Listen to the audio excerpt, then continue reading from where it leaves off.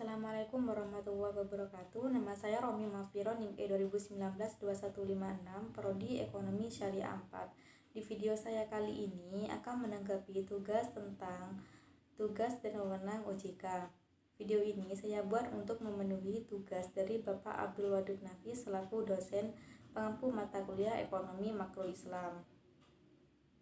Selanjutnya, definisi otoritas jasa keuangan adalah lembaga negara yang memiliki fungsi dan tugas terhadap penyelenggaraan pengawasan dan peraturan industri jasa keuangan secara integrasi. Dalam pengawasan OJK ini antara lain perbankan, asuransi, pasar modal, pensiun, dan lembaga lainnya. Asas-asas pelaksanaan OJK. Yang pertama, asas independensi. Maksudnya, OJK dalam melaksanakan fungsi dan tugas wewenangnya ini secara bebas tanpa ada pihak campur tangan lain kecuali termuat dalam peraturan perundang-undangan.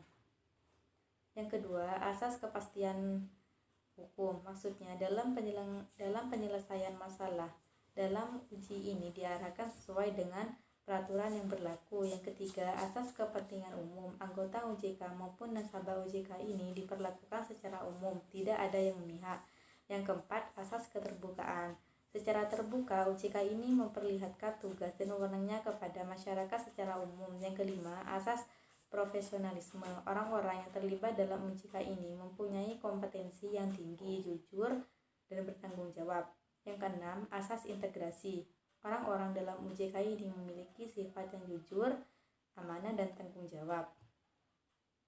Tugas OJK yang pertama, mengatur dan mengawasi di bidang jasa keuangan perbankan maupun non-perbankan. Yang kedua, mengatur dan mengawasi jasa keuangan di sektor pasar modal. Yang ketiga, mengatur dan mengawasi jasa keuangan di sektor asuransi, pensiun, dan lembaga keuangan lainnya.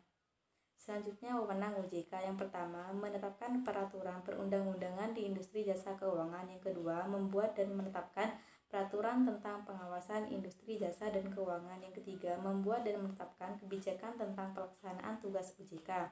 Yang keempat, mengatur tentang tata cara penetapan pengelolaan status dan lembaga jasa keuangan. Yang kelima, mengatur struktur organisasi dan infrastruktur. Yang keenam, membuat dan menetapkan peraturan tata cara sanksi. Yang ketujuh, membuat dan menetapkan kebijakan mengenai tata cara pengawasan. Yang kedelapan, OJK melakukan pengawasan, penyelidikan, dan perlindungan konsumen. Yang sembilan, memberikan sanksi administrasi. Yang ke-10, OJK berwenang memberikan dan mencabut izin usaha dan pengesahan penetapan lain. Sekian tanggapan dari saya. Wassalamualaikum warahmatullahi wabarakatuh.